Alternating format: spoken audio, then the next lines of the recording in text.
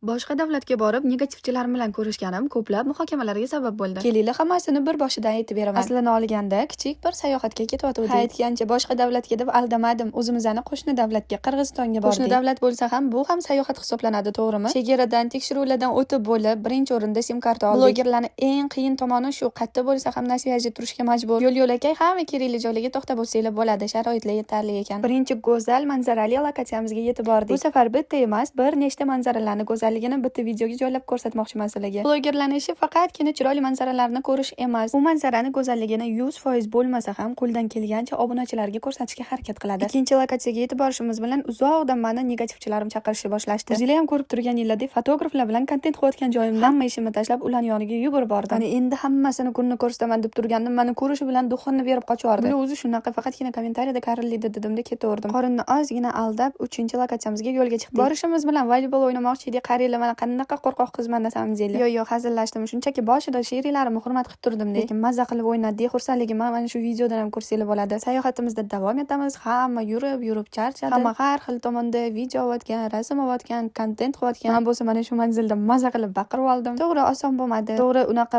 vau manzara yo'q, lekin hamma go'zallik o'ziga yarasha boshqacha edi. Bundan tashqari ko'pchilik sheriklar bilan o'yin kulgu qilib aylanishga hech narsa yetmas ekan. Faqatgina men qilgan xatoni qilmanglar deb bunaqa chiroyli emas, sportivniy, qulaygina kiyib olinglar. Biz borish va qaytishga yo'lga chiqqandik. O'sha qaytish vaqtimizda oxirgi manzarani ko'rib o'tdik. U yerda ham rasm, videolar juda ham ko'p olganman. Hammasini profilimda ko'rib borsanglar bo'ladi. Tez orada Qirg'izistonga qaytish ehtimoli bilan xayr deb qolaman. Meni yo'qotib qo'ymaslik uchun like va podpiska bosib qo'yishni unutmang.